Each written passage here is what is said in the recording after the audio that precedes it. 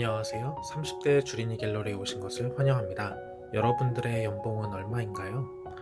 2천만 원대도 있을 거고 3천만 원, 4천만 원, 5천만 원대 그 이상도 있겠죠. 연봉은 각자 천차만별이지만 모두들 연봉을 올리고 싶어 하죠.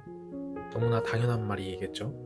연봉을 올리는 방법은 일단 직장에서 인사고과를 잘 받는 것, 좋은 성과를 올려서 1년에 한 번 있는 연봉 협상에서 올리거나 동종업계 이직을 통한 연봉 인상 이런 게 가장 일반적이겠죠. 투잡을 하지 않는 한 원 직장에서 연봉을 최대한 올리려면 그런 방법밖에는 없겠죠. 하지만 꼭 연봉 협상을 통한 급여 인상이 연봉 인상의 유일한 길일까요? 주식도 포함시킬 수 있겠죠. 만약에 주식으로 월 10만원 이상 고정적으로 벌 수 있다면 연봉이 120만원 플러스 알파 정도 올라가는 효과가 나오는 거죠. 이것도 너무 당연한 말이지만 굉장히 중요한 사실입니다. 왜냐면 전 작년까지 주식을 아예 하지 않고 예금이나 적금으로 꾸준히 은행에 저축만 했거든요.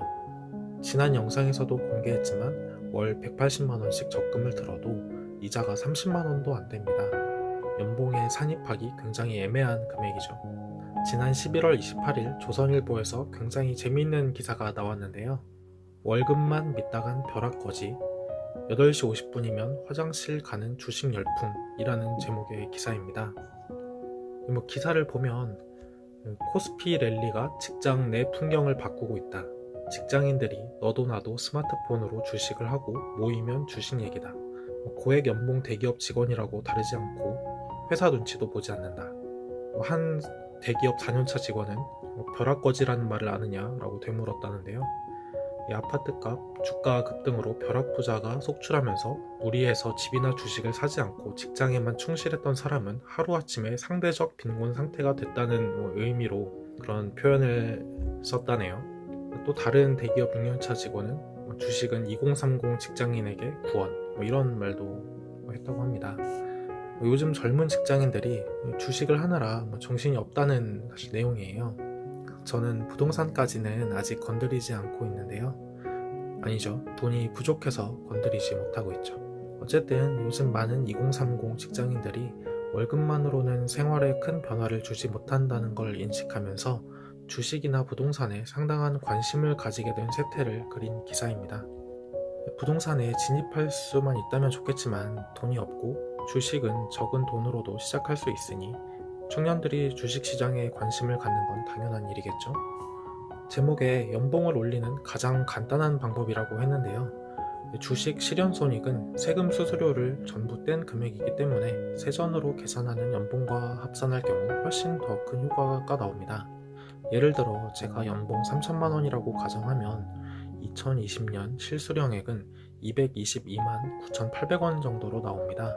여기에 주식으로 최소 월 20만원 이상 번다고 가정하면 단순 계산으로 실수령액이 242만 9,800원 플러스 알파가 되겠죠.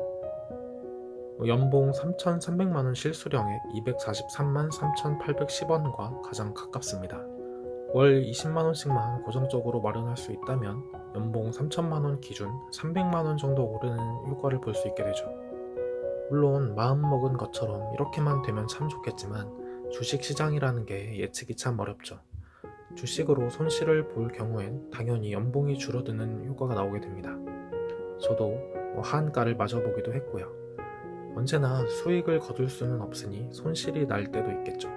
그런데 주식에 2천만원 정도 들어간다고 가정하면 20만원은 순수 1%만 수익을 내면 되는 금액이거든요. 변동성이 큰 종목에 들어가기보다는 큰 욕심을 부리지 않고 시가총액 상위권에 들어가 있는 우량주를 중심으로 매매하면 많이 벌지는 못해도 소소한 수익을 얻을 수 있는 확률이 높다고 생각합니다.